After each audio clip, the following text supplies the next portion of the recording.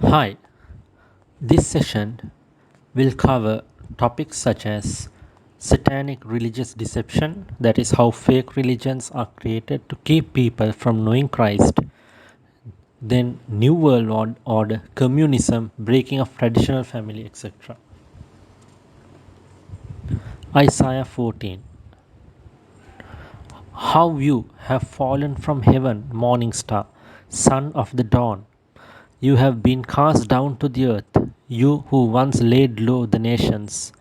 You said in your heart, I will ascend to the heavens.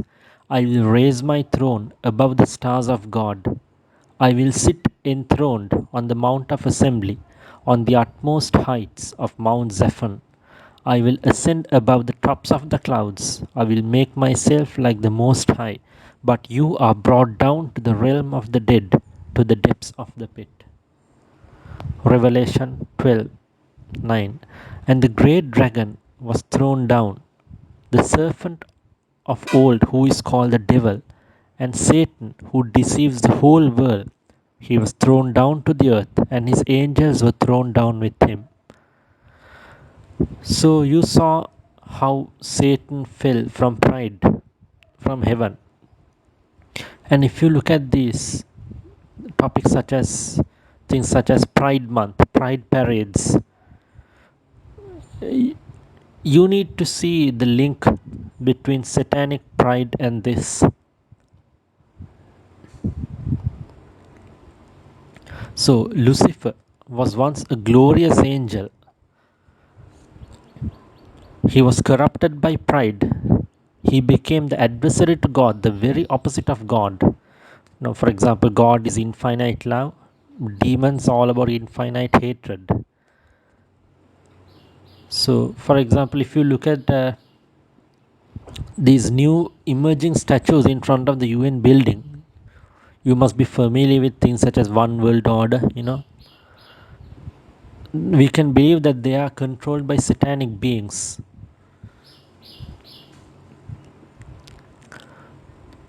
Look at this Bible verse.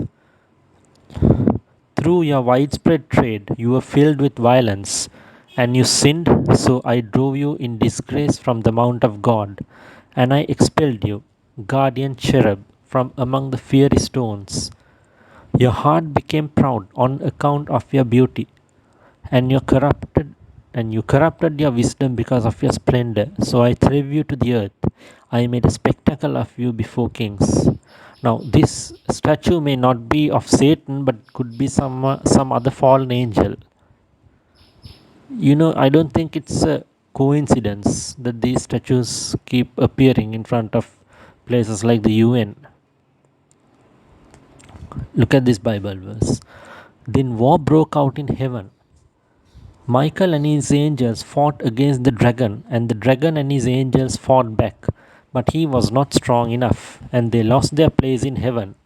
The great dragon was hurled down, that ancient serpent called the devil or Satan, who leads the whole world astray. He was hurled to the earth, and his angels with him. Now, you see, talks about a dragon, right? And the moment you say dragon, which country comes to your mind? I would say China. Now, this is my personal belief, I could be wrong.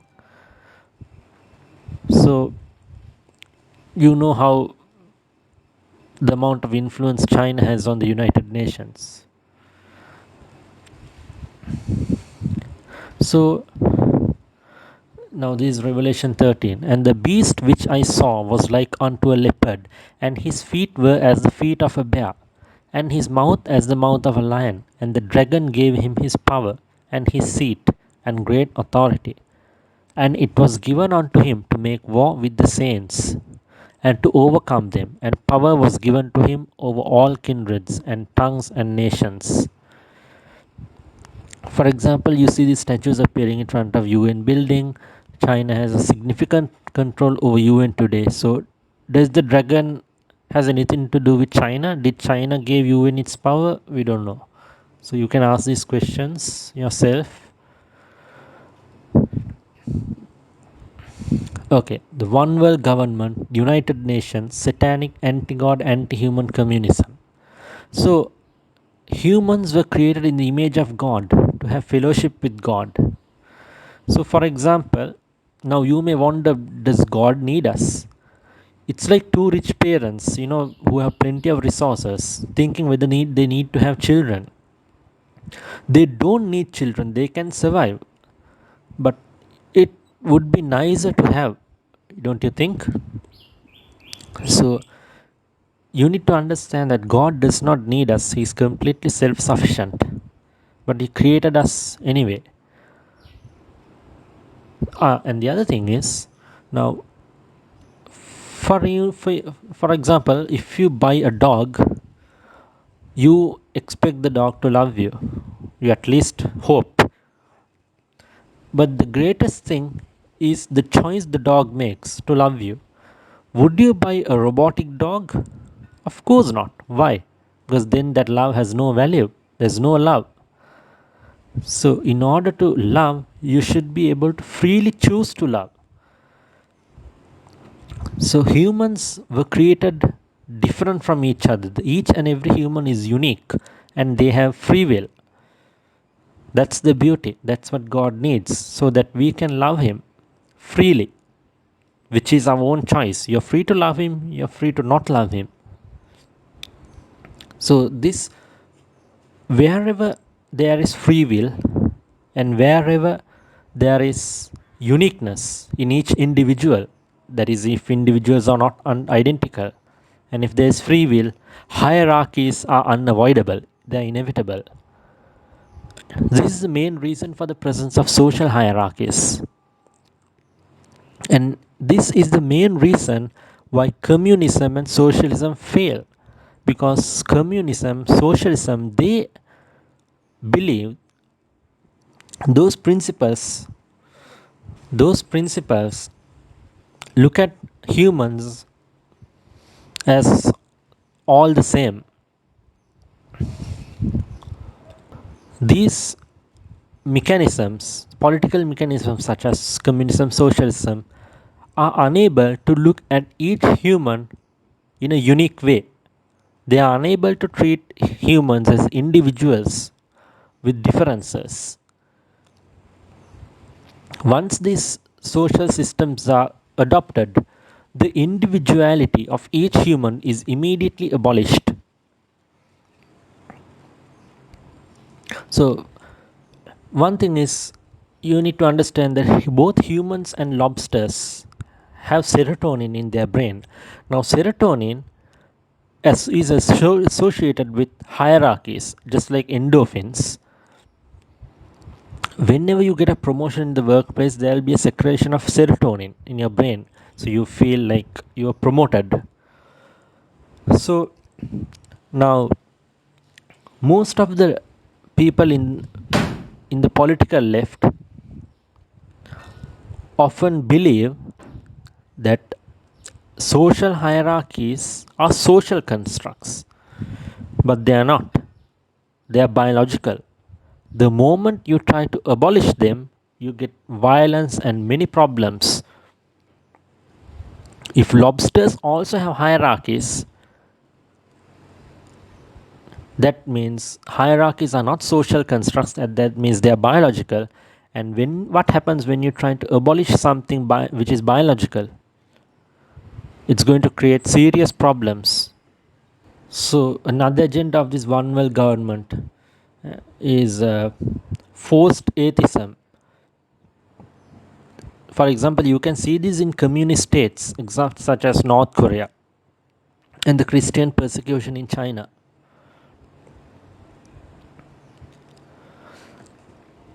So what about the satanic anti-god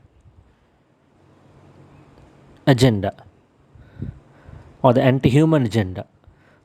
So for example, this is known as the depopulation agenda. So humans were created in the image of God.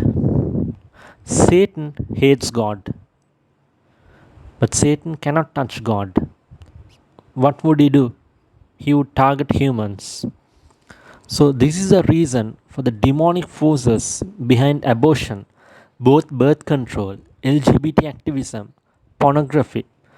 So a one side effect of pornography is erectile dysfunction. This is where it trains humans, especially men, to drive their sexual stimulation only through images. Now, when it comes to sexual intimacy, other factors are involved. For example, image, sound, touch, smell, etc. But pornography trains your mind to obtain that stimuli from image only. This is why many many who are addicted to pornography are unable to engage or to maintain proper sexual relationships. Why do you think porn is free? You see, it's given for free. So these are part of the depopulation agenda, right? It's all satanic. So God has an agenda, that is the development of the human species, the growth of the human species, and Satan is the one opposing that. So, for example, the satanic China, its communist party, came up with this one child policy, and we all know what happened. So, this one child policy created catastrophic problems in China. And we can see this even in Japan, where there is an aging population. I saw a documentary where Japanese people are aging rapidly and they have no children to take care of them. And many of the elderly are dying in their homes alone. Most of the people does not even know when they die. The neighbors complain about a smell, and there's a dedicated unit or a department in Japan which does the cleanup.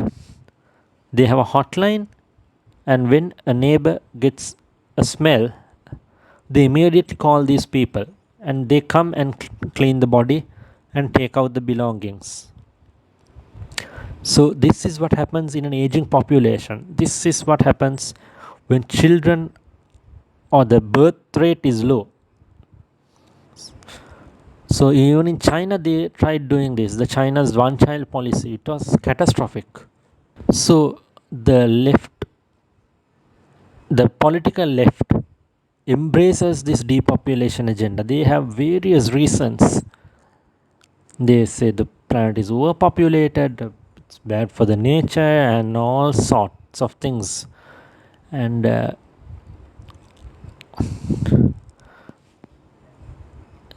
if you just watch this small clip of Jordan Peterson arguing about the depopulation agenda. I read about 200 books on ecology. People stricken with poverty don't care about carbon dioxide. Yeah, there's dramatically accelerated even in the last couple yeah, of decades. maybe.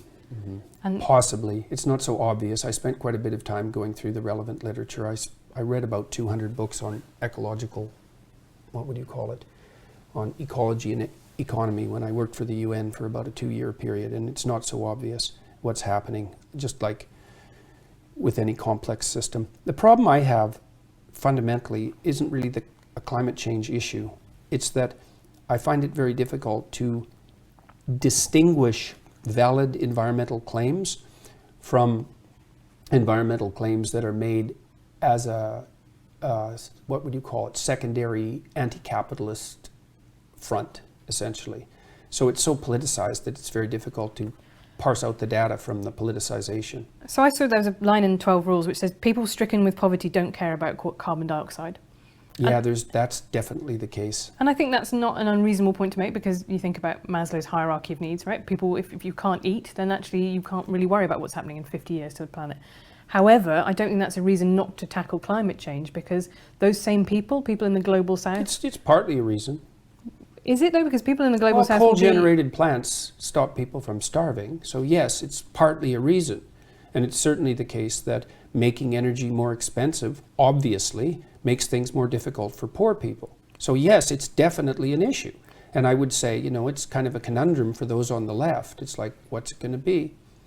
Clean air or hungry people? Think, well, we don't have to choose. It's like, okay. Or renewable energy, or good luck with that. or nuclear power. I'd be fine Well, with more nuclear power yeah, stations. well, it doesn't look like we're moving in that direction very fast. No, but that is a solution. Yeah, well, it worked for the French. I was fascinated. David Attenborough is something kind of close to a national religion in Britain. So there's a bit where you say population control advocates like him, you compare them to Eric Harris, one of the Columbine killers. Why then is it virtuous to propose that the planet might be better off if there were fewer people on it? And I found that completely boggling, that you have elided their population control through people not being born and the mass slaughter of people who are already alive. It's the motivation that I question. Right, tell me more about that. Well, what kind of statement is the planet would be better off with fewer people on it? First of all, there's an easy solution to that. You could leave. Unfortunately, much the best efforts of Elon Musk, that is not yet an option permanently. Or do you mean no, that committing isn't what I suicide? mean. That's what I meant, yes. If you're very concerned about your carbon footprint, there's a very fast solution to that.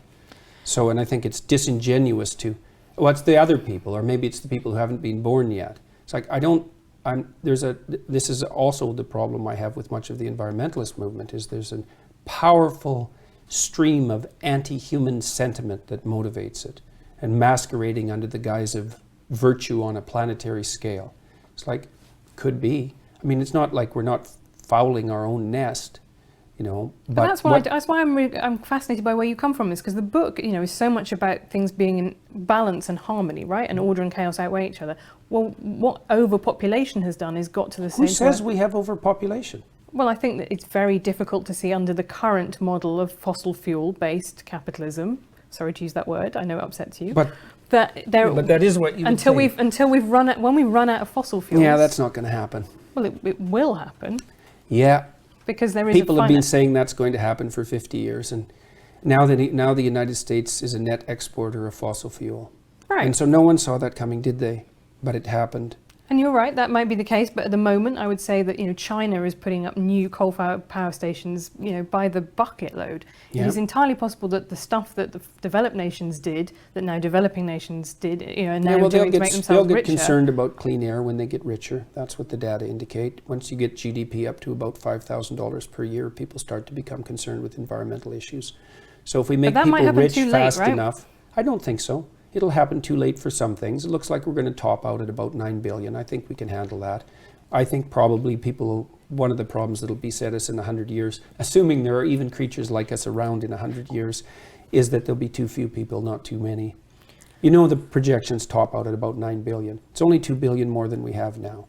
There's every reason to assume that we can cope with that, especially given the rapid decreases in poverty around the world at the moment. There's a bit of a bottleneck. There'll probably be some more extinction. What we're doing to the oceans by overfishing doesn't seem very smart, but we've only been aware of our role as planetary stewards since 1960, I would say, and we're not doing too bad for people who just woke up to the fact that we're actually a planetary force. And I don't think that we're overpopulated.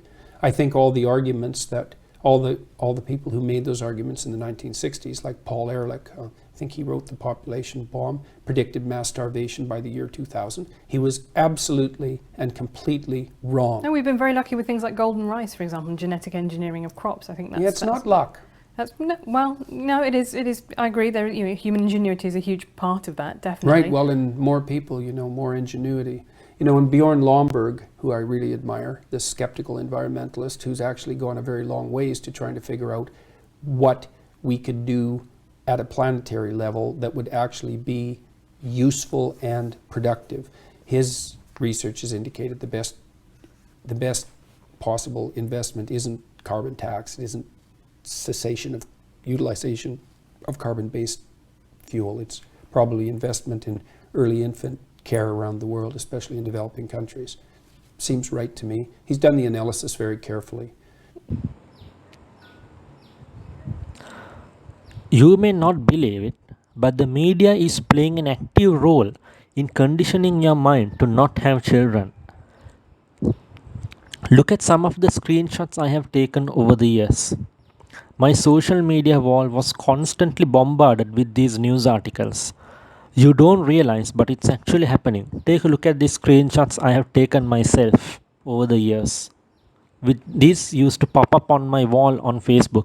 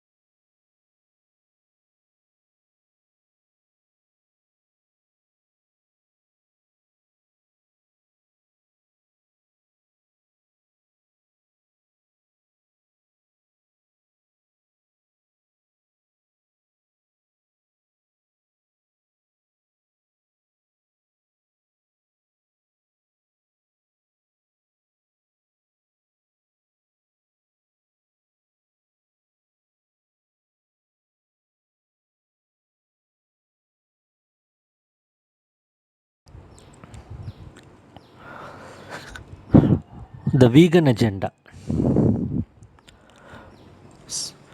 Many believe that there's a vegan agenda.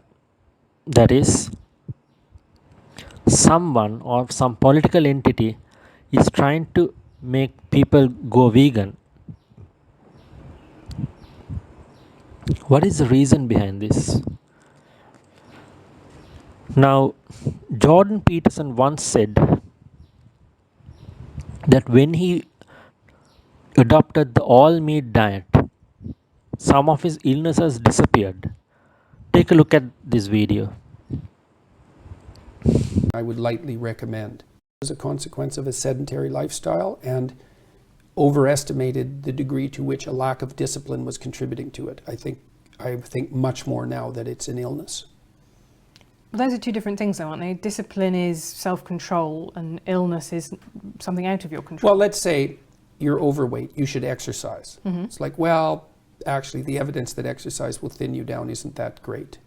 And maybe the reason that you're not exercising is because you're ill, not that you're ill because you're not exercising. So I have a lot more sympathy for the hypothesis that the obesity epidemic is actually a consequence of an illness, of a broad scale. Illness isn't exactly right. It's a dietary problem fundamentally, and there are deep causes for that. Are you still eating your all beef diet? Unfortunately, yes. Really, just beef? Not? Can you have like ketchup No, on it? Nothing. Right. Yes, I wouldn't. It isn't something I would lightly recommend. It's a little hard on your social life. It makes traveling quite difficult, and it's dull as hell. But But what has it done for you? well, I lost 50 pounds in 7 months. I stopped snoring. I had some autoimmune conditions that seem to have gone away. I'm not taking antidepressants. My mood isn't perfectly regulated, but I'm under a fair bit of stress, so that might have something to do with it. I sleep much less. I can work more. Imagine I your don't have arteries GERDs. might not be in great shape. I don't think there's any evidence that I don't think we have any idea what causes arteriosclerosis. I think all of the dietary knowledge we have is rubbish. And partly because it's unbelievably difficult to do proper dietary studies. You can't do controlled studies. It's all correlational, and there's so many variables. I think the correlational studies are useless. So also this all meat diet, this all beef diet has apparently cured my daughter. So, Who had juvenile rheumatoid arthritis? Well, that was the original diagnosis. Then it was idiopathic, which means we don't know what the hell's causing it. Yeah, but she's completely symptom-free. So that sort of thing makes you sit up and take notice because it doesn't make any sense. So is the pharmacology industry behind the vegan agenda?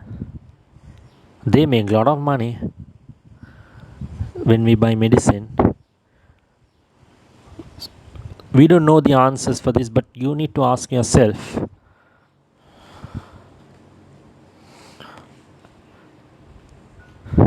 So the climate change agenda.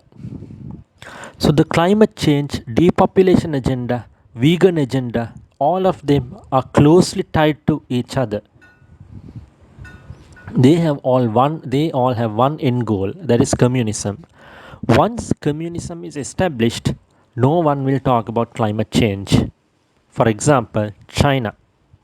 China is one of the biggest polluting countries in the world. No one says a thing against China. All these climate change emission controls, they have one goal, that is to destroy the capitalist system built so communism can be adopted at the end. So LGBT agenda, the feminist agenda, abortion, climate change, even the Black Lives Matter movement. Now you may wonder what's wrong with the Black Lives Matter movement, but I came across this video where the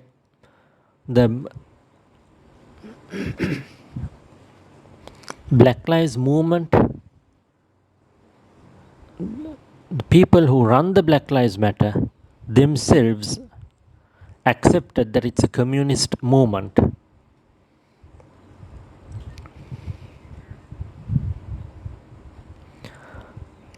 This is very, very important. One of the co-founders of Black Lives Matter, her name is Patrisse Cullors, Cullors, I believe that's how you pronounce it. She, and I've told you that this is a Marxist, anarchist, anti-Semitic group, and that is exactly what it is. And so when people say, I stand with Black Lives Matter, or the mayor, Bowser of Washington, D.C. has that painted in massive way on a street where you can see it from space across from the White House. When these politicians are embracing now Black Lives Matter, I'm not talking about lowercase b, lowercase l, lowercase m. I'm talking about Black Lives Matter, the organization. They're embracing a Marxist anarchist organization that is extremely well funded, heavily funded, and extremely well organized all over the country. And it's almost like the Weather Underground, except smartly what they've embraced is race as the issue through which to push their Marxism. And Marx says, do it any way you have to. It's why you see the environmental movement, in many ways, also borrows from Marx. The immigration movement also borrows from Marx. But in this case, these are trained Marxists, as she's about to tell you, and they are using race basically as again, a vessel through which to advance a Marxist revolution. They're for revolution. All right, let's take a look. Go. I also think that it might, I think of a lot of things. The first thing I think is that we actually do have an ideological frame. Myself and Alicia in particular are trained organizers. We are trained Marxists. Stop. We are trained Marxists. We're trained Marxists. So what I've been saying probably for years now is true. They're not hiding it. It used to be part of their mission statement. Their anti-Semitism, the BDS movement, they're not hiding it. Israel's an apartheid society. They're not hiding these things. Go. We are super versed on sort of ideological theories. And I think that what we really try to do is build a movement that could be utilized by many, many Black folk. We're building a movement that can be used by many Black folk. But it's not just for Black folk. They're building a Marxist movement within the United States, and they are succeeding because of all the efforts of people to project their own attitudes and their own interests on top of it. Some of them are doing it unwittingly, but some are not. I mean, you actually have multi-millionaire in one case, and LeBron James, a billionaire athlete, was embracing a Marxist movement. And he's not the only one. Now you have Drew Brees doing it. As you'll see later, you have Brett Favre doing the same thing. It's a remarkable thing. Now let's take a look at CNN the other day, just a few days ago, also with Patrice Cullors. It's spelled Cullors. I believe it's Colors. I'm not certain of it. And she's on with Jake Tapper, and you're going to see how utterly uninformed Jake Tapper is. Go. Heard a lot of criticism of former Vice President Joe Biden from civil rights activists. The election obviously will be a choice. How do you think Biden matches up compared to President Trump when it comes to these issues that are important to you? Let's stop a second. First thing a real journalist would do is inquire of her organization about it, right? There have been these reports about this. There's been these reports about that. Can you confirm or deny? What is your organization, its ideological position? What is your end game? What is your goal? Are you seeking to overthrow the country, whatever? And many BLM members say yes. So his audience, Jake Tapper, by the time they're done, they're going to remain extraordinarily ignorant of what's going on here because he doesn't press her. Go. Well, hands down, Trump not only needs to not be in office in November, but he should resign now. So Trump should resign because she says so. I don't know how this goes on. We're going to play it. But notice, they're all going to vote Democrat. That's what they're going to do, right, Mr. Producer? They're all going to vote Democrat. This is kind of the Marxist wing of the Democrat Party. Let's stop fooling ourselves. That's why these ultra left-wing Democrat mayors, whether it's Seattle, Minneapolis, New York, they're not coming down on the rioters. They're not coming down on people who are conducting themselves the way they are and against the police. They're not, because this is, believe it or not, this is a piece of the base of the Democrat Party now. Go.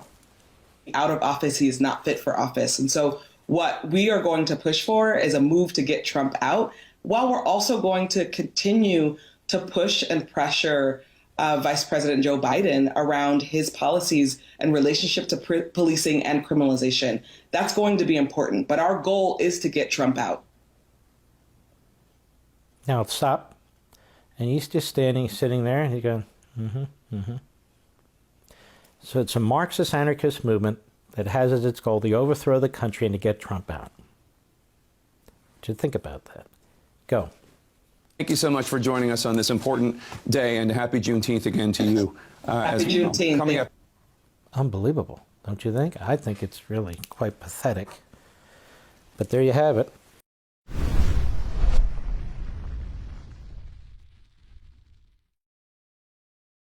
And the thing is, when it comes to the green energy agenda, so this is also a hot topic of the left,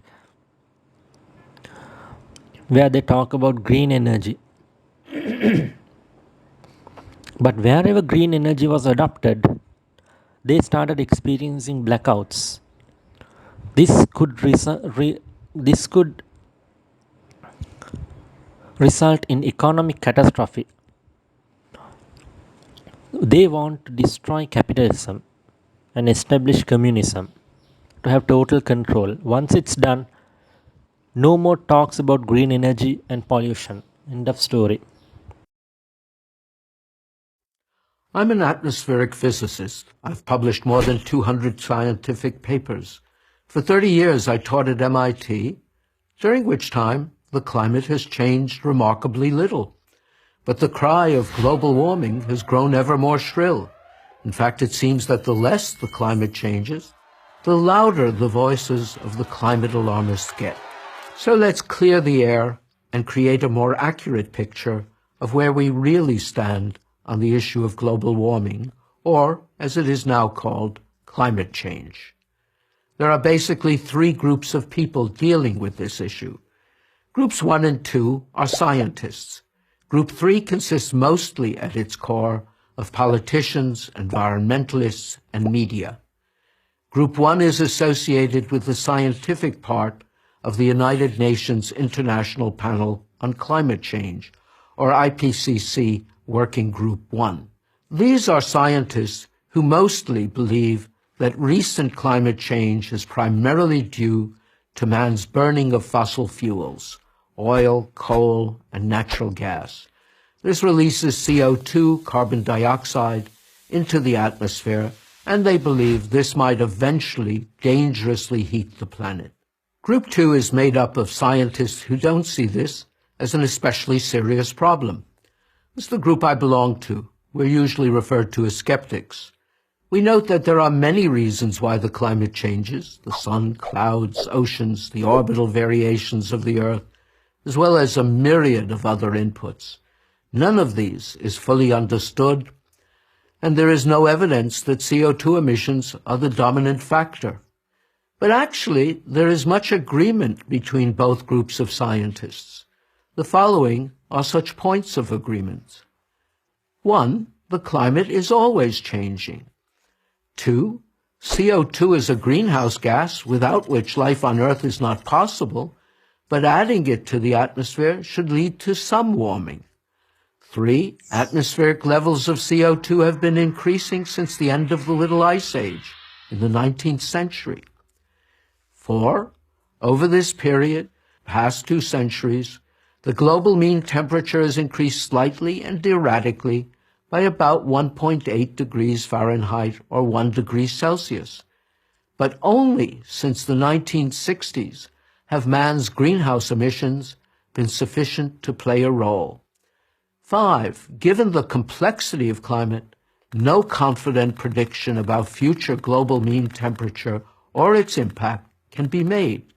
The IPCC acknowledged in its own 2007 report that, quote, the long-term prediction of future climate states is not possible, end quote.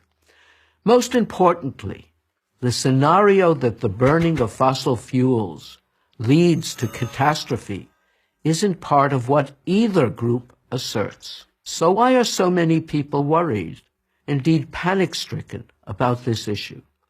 Here's where Group 3 comes in: the politicians, environmentalists, and media.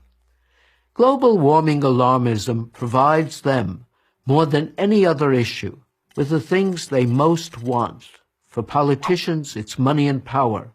For environmentalists, it's money for their organizations and confirmation of their near religious devotion to the idea that man is a destructive force acting upon nature. And for the media, it's ideology, money, and headlines. Doomsday scenarios sell. Meanwhile, over the last decade, scientists outside of climate physics have jumped on the bandwagon, publishing papers blaming global warming for everything from acne to the Syrian civil war.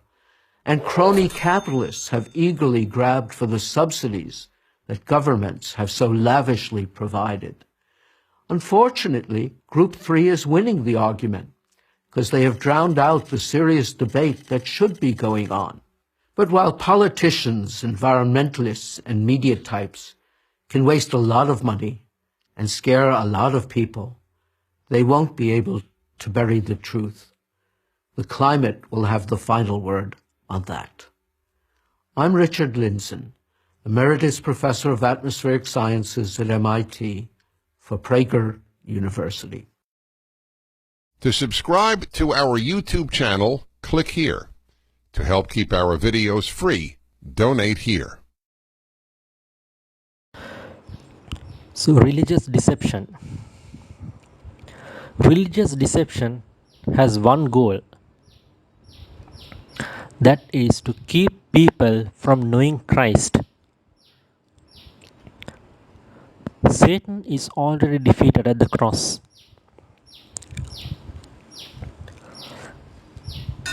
But satanic forces are doing everything they can to drive people away from Christ. To do that, they have created many other religions.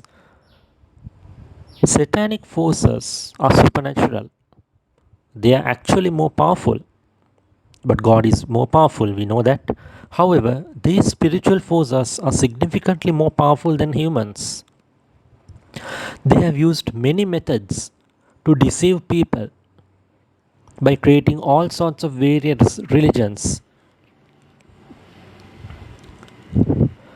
Always be careful of words such as enlightenment, mind, spirit, body, soul, etc. They have these things called chakras, enlightenment. Once you see these things, you need to start running. Another lie is the nature equals God concept, where worshipping the creation instead of the creator is encouraged. These people often say the nature is God, nature can think, nature can't think.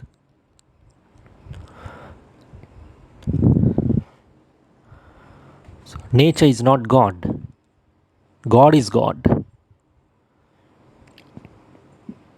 So these are the goals of other religions. Satan and the fallen angels work day and night to keep you from knowing Christ. If you already know Christ, their goal is to keep you from effectively serving Christ. Just as God Himself can have an effect on the physical world, demons also have the power to affect this world. One main method: creating fake religions and doctrines. Atheism is also satanic but has limited effect on humans, as humans are designed to worship God, as even people from non-Christian countries have their hands automatically thrown upwards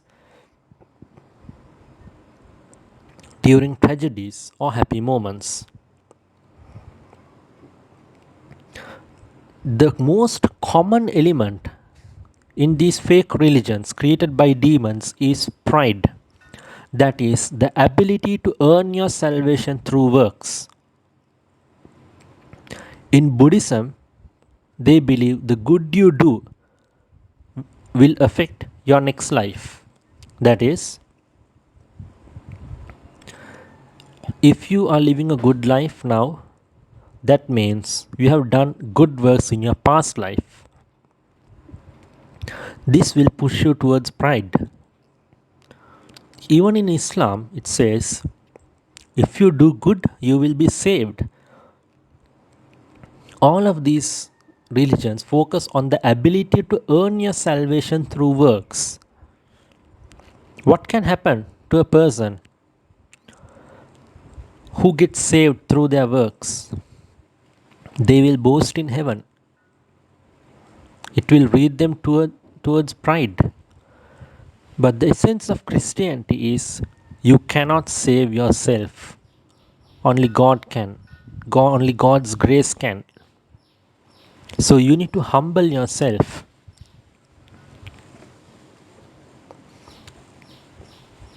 First commandment: believe in one God. The relationship we have with God is of two forms. One is the parent child relationship. You are the child, God is the father. The next relationship we have with God is a spousal relationship. God loves you just as a parent loves his or her child. The purpose of parenthood is that you shall know how much God loves you the day you have children. Now we have a second form of relationship with God, that is a spousal relationship.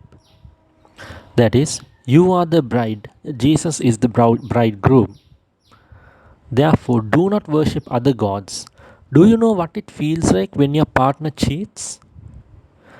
It hurts a lot. God feels the same when you worship other gods. Maybe this is the purpose of marriage.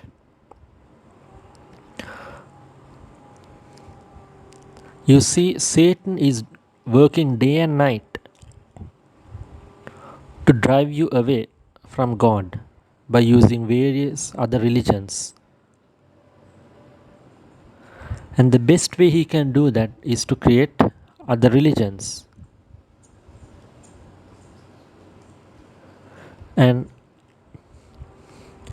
when you go worship other gods, gets hurt. It hurts God. How much does it hurt? In what way? That's why God has created marriage, so that you will understand. If we are married to God, it hurts God when we worship other gods. Just like when your partner cheats. You know how much it hurts? It hurts the same way.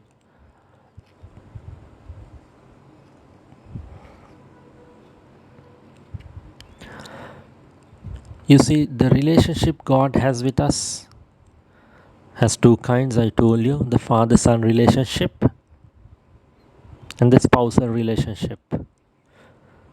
God expects us to love Him as we love our parents.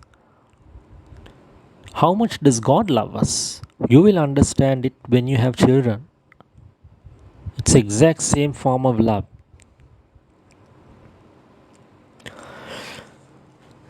You see, Satan's agenda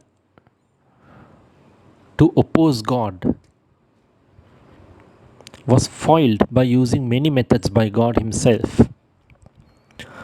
Have you heard of taking two birds with one stone? God is taking several birds in one stone. For example, God is showing us when Satan rebelled against Him, one third of the angels rebelled against God, two thirds remained with God. So God is showing everyone what it's like to live under Satan now.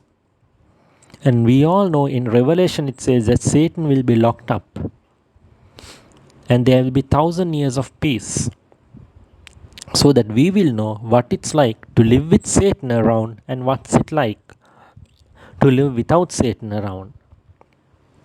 So this is a testing period. We are seeing the full scale of evil in this world, which is a direct result of rebellion against God and disobedience against God.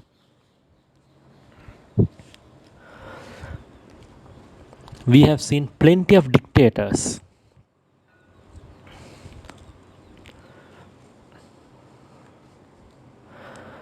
When Adam and Eve sinned, death entered the world. Why? Because there is good versus evil. God cannot let evil be eternal. Imagine all the evil people in this world. We have plenty. We have a lot of dictators and truly evil people. Imagine them living forever. Most of these people attain power at the age of around 40. They will exercise these powers for a maximum period of 50 years, maybe, but still, and then they die.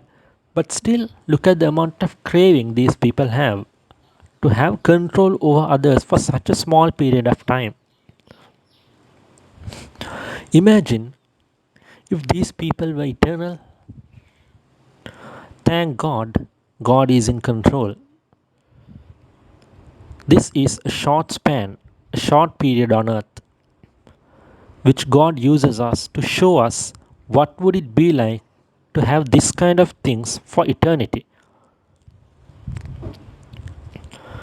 You know, Adam and Eve were made out of dust. Why? The main motive behind this is humility. The fallen angels in heaven were majestic.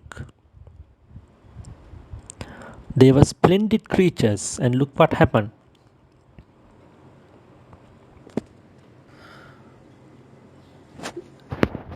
They were filled with pride. Why? Because they were perfect creatures. And look where it got them. So God made us humans out of dust, and it says clearly that we shall return back to dust. But dear brothers and sisters, do not underestimate yourself. You are made out of dust so that you will be humble. It's not that God feared that we would beat Him or rebel against Him. Ultimately, the whole heaven cannot rebel against God and win. They will still lose. So God has no fear about losing. But God loves us. God doesn't want us to rebel, not because we will beat Him, but it will bring us evil consequences and a sad ending. God does not want that. He made us out of dust so that we will be humble. But He breathed His life into us. He stooped low, He stooped down and breathed His life into our nostrils. You see, God does not look down on you. You are made out of dust so that you will be humble. But that does not mean God thinks of you as a lowly person. He paid a great price to redeem you. You know the amount of suffering Jesus went through. If you have watched Passion of Christ, the movie, you will see the price Jesus himself was willing to pay for you. Right? So humans have a short lifespan. Within this lifespan, God is doing a lot of work in us. We are seeing firsthand what it's like to rebel against God. We are seeing what it's like to live in a fallen world. You see,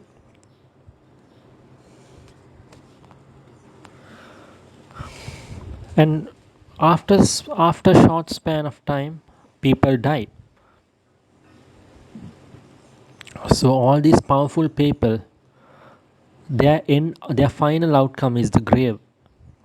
They may conquer the whole world, but at the age of 80 or 90 they die. And they don't just fall dead. God has used this opportunity to humble people. Old age, the purpose of old age is to make you humble.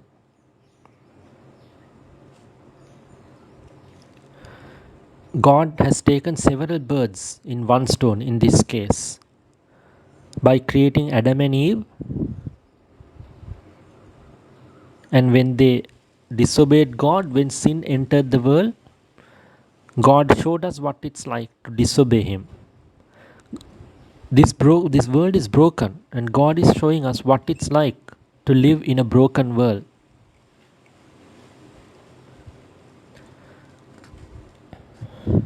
So that we may appreciate what is in heaven.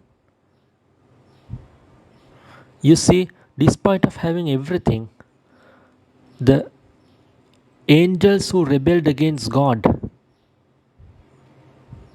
they still rebelled against God despite having everything in heaven. Why? Because they did not appreciate, they had no value, because they had it from the start, all the luxuries in heaven. But these humans, we are broken, we live in a broken world full of suffering. When humans enter a heaven one day, they will fully appreciate what's in heaven. As Psalm 100 says, enter the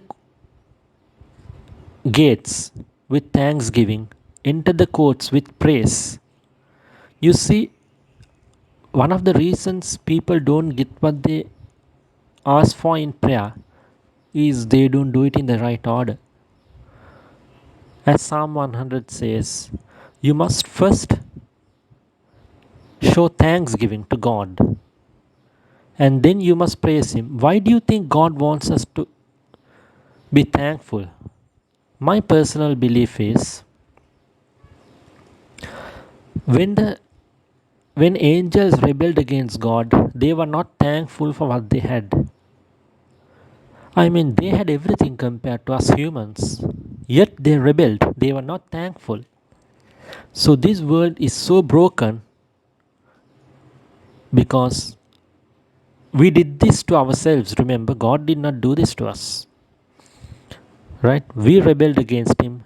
We disobeyed Him in the Garden of Eden. And God is showing us what it's like to live in a broken world.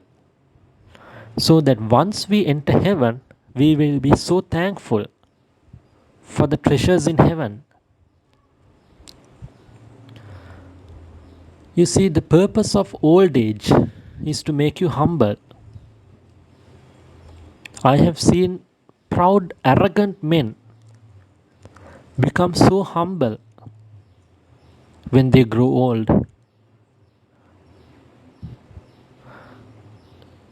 You know, the Bible says, humble yourselves, and that God will exalt you in due time. Humbling is our job. Humbling ourselves is our job. God does not make you humble. He humiliates you. That's what he does. If you are a proud person, God will humiliate you. I'm talking from my own experience. How can we humble ourselves? God has given us that gift, fasting. If you fast, you will become humble,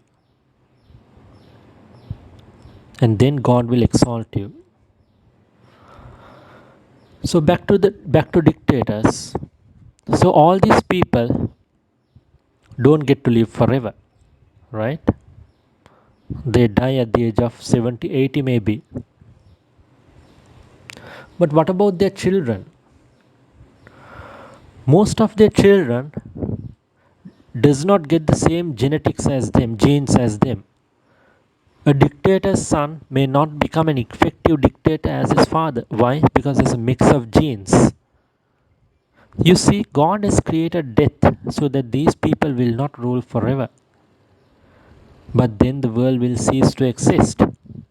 So, He has created us in such a way where we have children.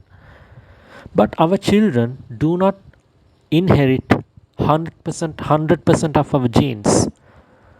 A child's genes is a mix of his parents, of his father and his mother. So a dictator's child may not be an effective dictator as the father. You see, many dictators have tried staying in power forever. Best example, the Egyptian emperors. You see how they created pyramids and hid their bodies inside, believing one day they will be waken up from their death. And you see this prince Tutankhamun in Egypt.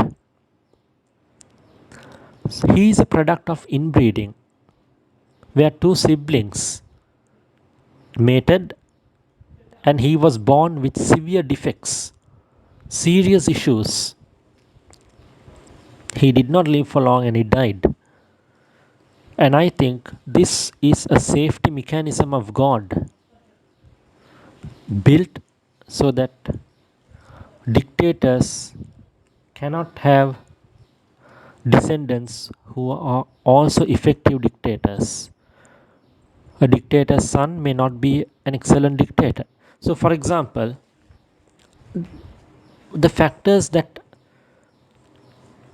affect a person's success is the IQ and the big five personality traits, leadership skills. All of these factors are genetic. You may be the child of the best ruler on earth, but you may not have the same skills as the father. Why? Because that is how God has created us. So that a dictator may only rule for like 50 years maximum. Their kid, if they're lucky, might rule for some time. But somehow, at the end, after 2-3 generations, all these political empires will cease to exist. No one in this world has managed to rule people for a very long time. Empires always come and go. None of them is permanent. Only God's kingdom is permanent.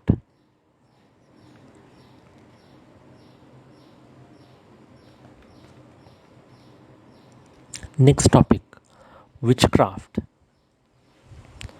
Witchcraft is strongly tied with pride. Nations with proud cultures automatically become victims to witchcraft. The main intention of witchcraft, as mentioned by Derek Prince, my favorite pastor, is to control people. Right? Witchcraft makes nations poor. And God will take away the land from people who engage in witchcraft and give it to those who have not tainted themselves from witchcraft. So, for example, nations that practice witchcraft will have their resources stolen. Example, Africa, Native Americans, Latin America, Sri Lanka, India, Australia and New Zealand. Now when I say Australia and New Zealand, I'm talking about the natives, the Aboriginal Australians in Australia. These people used to heavily practice witchcraft. And what happened? They lost their land. Witchcraft is strongly tied with pride, just like all the other fake religions. I told you, Christianity is the only religion. I told you, Christianity is the only religion which is built on humility. Because God is humble, just as Jesus showed us. But Satan is proud. And all religions and cultures which derive from Satan have pride in them.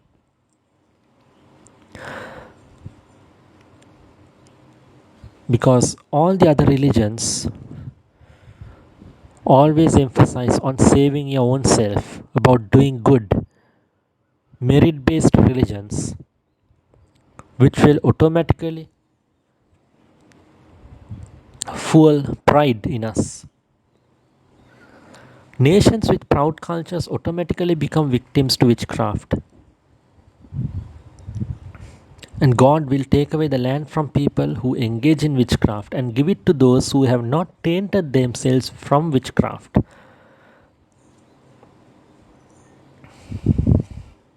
So, as mentioned, nations which practice witchcraft will lose their land. For example, what are these countries? Africa, India, Sri Lanka, Aboriginals in New Zealand and Australia, Native Americans, Red Indians, Incas in Latin America. These people are conquered by Spain and France.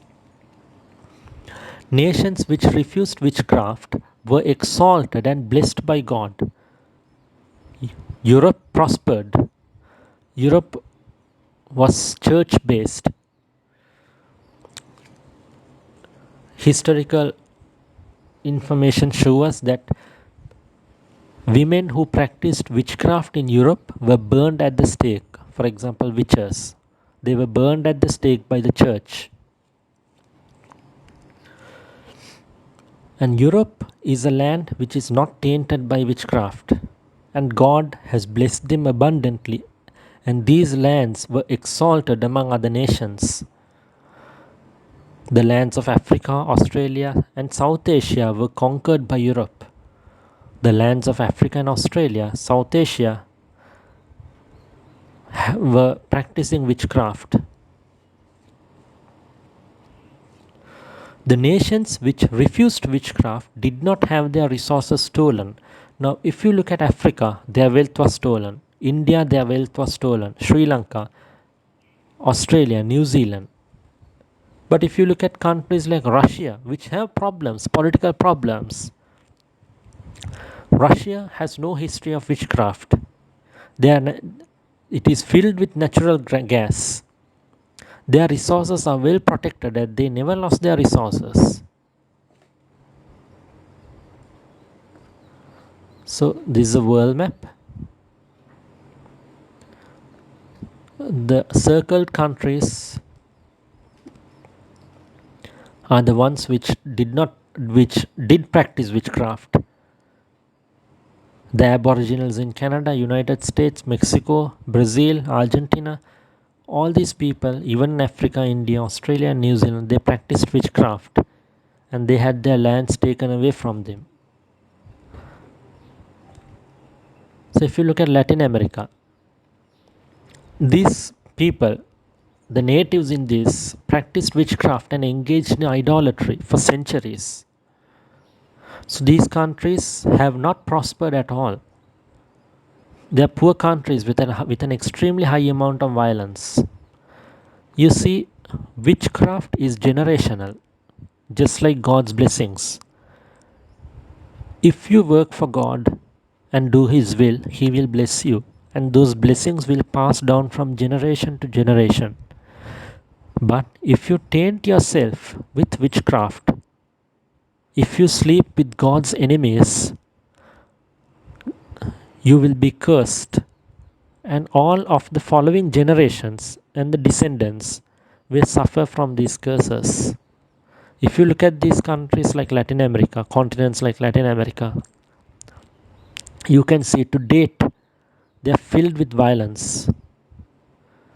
So if you look at Latin America, you see these natives, they have practiced witchcraft and engaged in idolatry for centuries. You see all this. Look at the amount of violence in Latin America. These people often have ancestors who practiced witchcraft, and these curses pass down from generation to generation.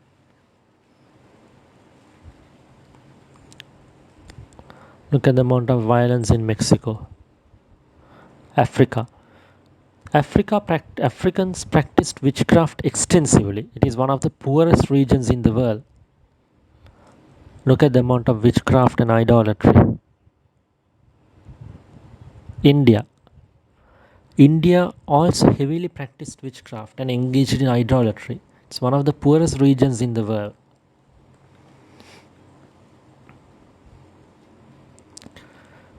When you look at these images, notice the protruding tongue. It is very common in satanic related things. Demonized people, more commonly known as possessed people, show the symptom of the protruding tongue. It can be found in the Sri Lankan devil as well, the protruding tongue. Notice the skulls.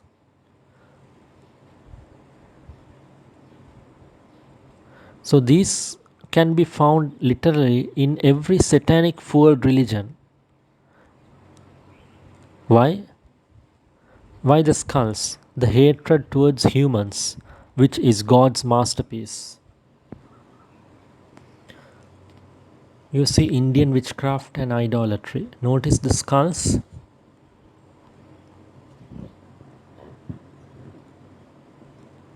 Snakes in Hinduism.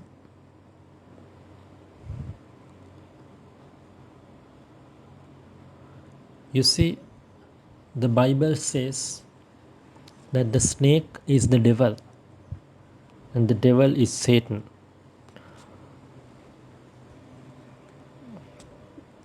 You see the snakes behind all of these idols? I don't think that's a coincidence. And India is a country which severely persecute Christians. Look at these news articles.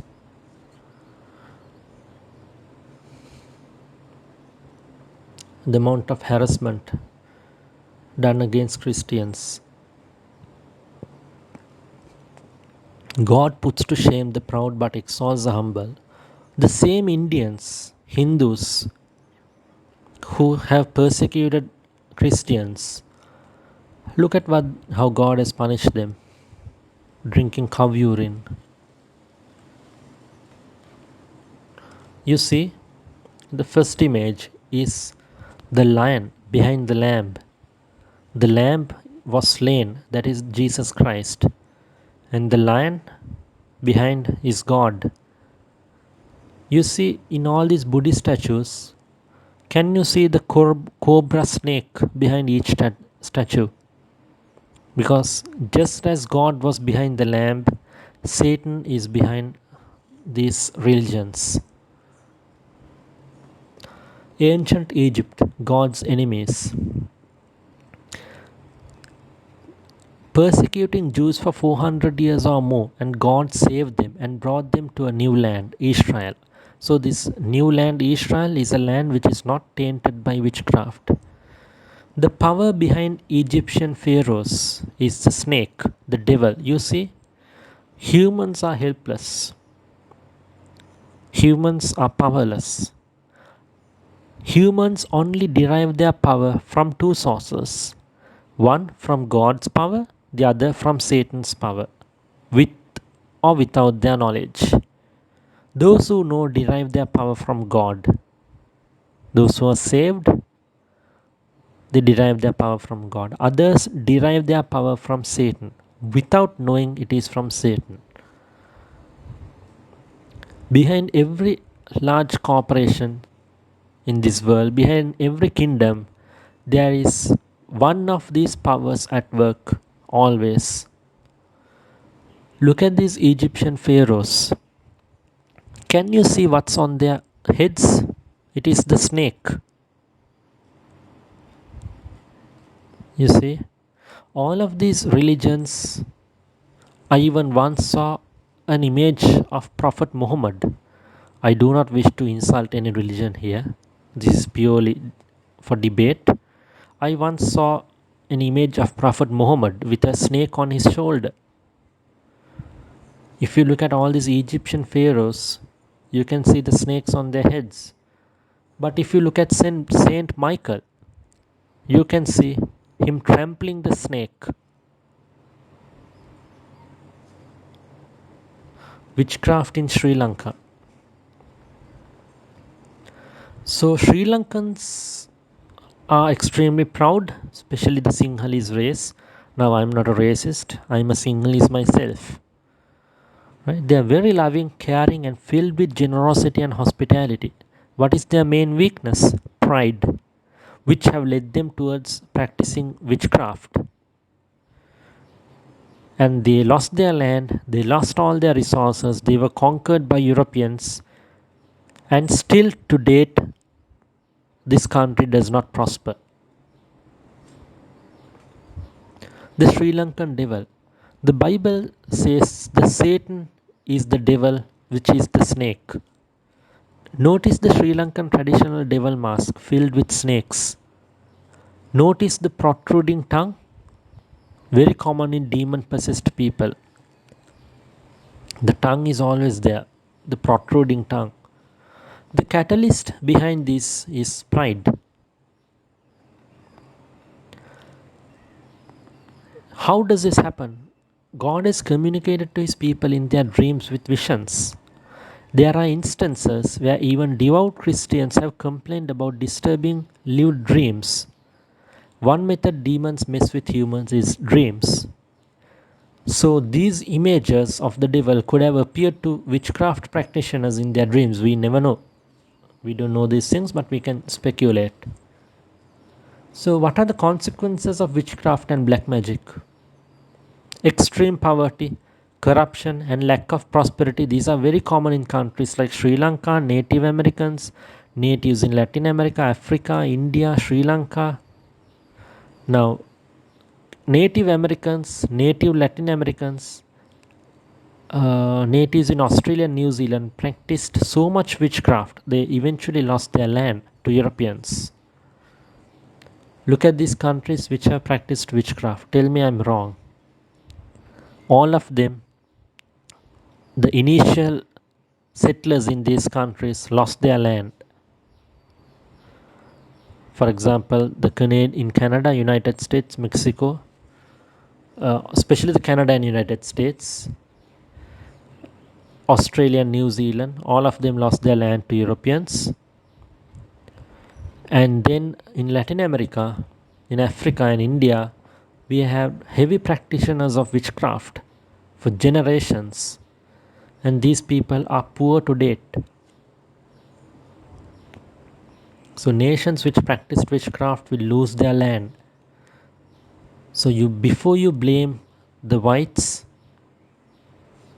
for taking away their land, look at the root cause. Africa, India, Sri Lanka, the Aboriginals in New Zealand and Australia, Red Indians, Incas in Latin America, All of them practiced witchcraft. Why? Pride. Those are cultures of pride. And they automatically pushed towards other supernatural powers. Then Europeans refused witchcraft. They had burning of the witches at stake. They had heavy punishment against people who practiced witchcraft. So these nations were blessed by God and these lands prospered, while the lands of Africa, Australia and South Asia were conquered by Europe. So that's that. So that's how satanic religious deception works. This is how generational curses work. So now you know about the UN, its agenda. So some of these factors I could be wrong, but all of these are based on observation. You're free to debate and come up with your own theory. Thank you.